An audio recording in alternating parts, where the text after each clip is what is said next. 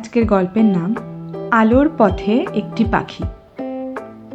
এক গ্রামে ছিল একটি ছোট্ট পাখি, নাম তার ছিল চঞ্চল। চঞ্চলের ডানা ছিল রঙিন, কিন্তু তার একটাই দুঃখ, সে কখনো উঁচুতে উঠতে পারত না।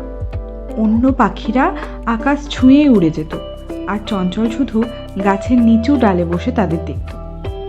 গ্রামের লোকেরা বলতো, চঞ্চলের ডানা দুর্বল, ও কখনো বড় স্বপ্ন দেখতে পারবে না। যাই হোক, একদিন গ্রামে একটি ঝড় এলো। বাতাসের তাণ্ডবে গাছ ভেঙে পড়ল, নদীও উপচে গেল। গ্রামের একটি ছোট্ট মেয়ে, নাম তার মিঠি, সে তার বাবা মাকে হারিয়ে ফেলল। মিঠি একদিন কাঁদতে কাঁদতে নদীর ধারে বসেছিল।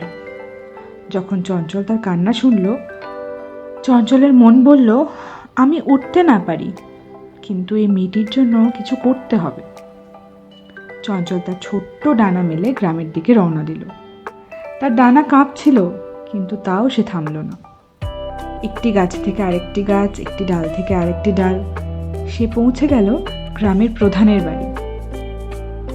চঞ্চল তার ছোট্ট কণ্ঠে চিৎকার করে মিঠির কথা জানালো, আর প্রধান তৎক্ষণাৎ লোকজন নিয়ে মিঠিকে উদ্ধার করতে ছুটলেন মিঠির বাড়ি। মিঠি বাঁচল। গ্রামের সবাই চঞ্চলের সাহসের প্রশংসা করল। তারা বুঝল, উঁচুতে ওড়ার চেয়ে বড় কাজ হলো মনের জোর আর অন্যের জন্য ভালোবাসা। চঞ্চল আর কখনো নিজেকে দুর্বল ভাবল না। তার ছোট্ট ডানা তাকে আকাশ ছোঁয়ালো না, কিন্তু তার সাহস গ্রামের প্রতিটি মানুষের হৃদয় ছিল।